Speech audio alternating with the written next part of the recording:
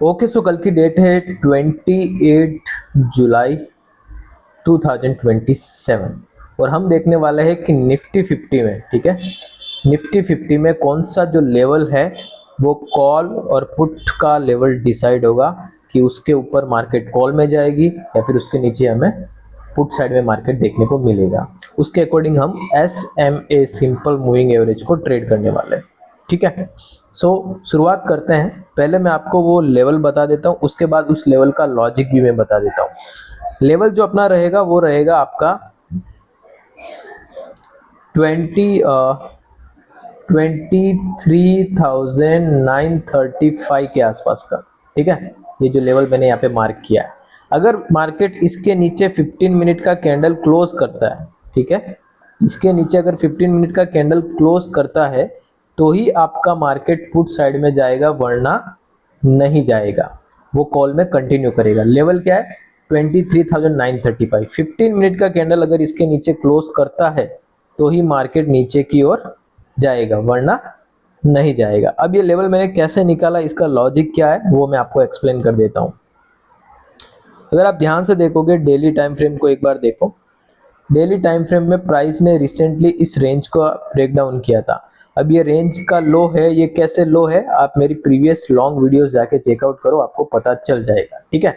तो price recently एक structure में शिफ्ट हुआ है। वो स्ट्रक्चर क्या है? कुछ ऐसा। अगर मैं इधर से एक इमेजिनरी लाइन बना देता हूँ, यहाँ से ऐसे, ये लो, ये हाई और ये लो, तो जब भी प्राइस इस फॉर्मेशन में ऐसे रहता है तो ये एक रेंज जो होती है वो नेगेटिव रेंज कहते हैं।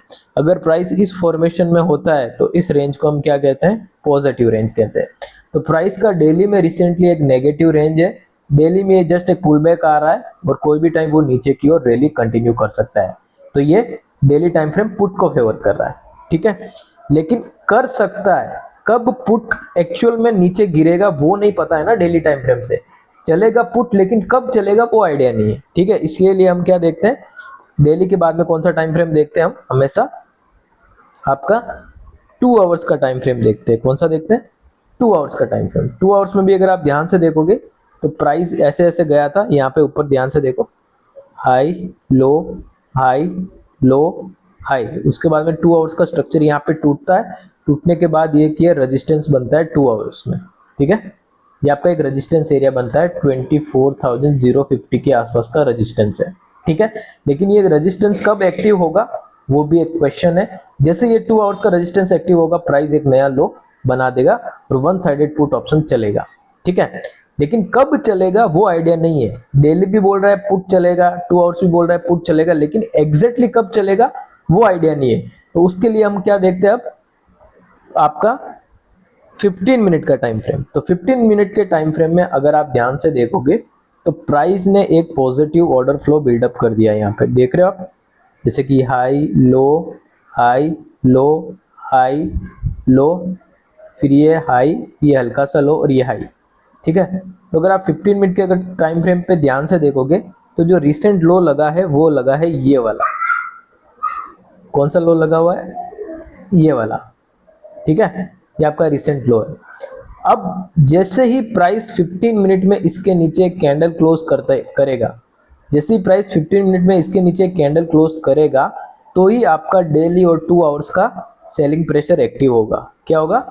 डेली और 2 आवर्स का जो सेलिंग प्रेशर मैंने आपको दिखाया है वो इस लेवल के ब्रेकडाउन के बाद ही एक्टिव होगा।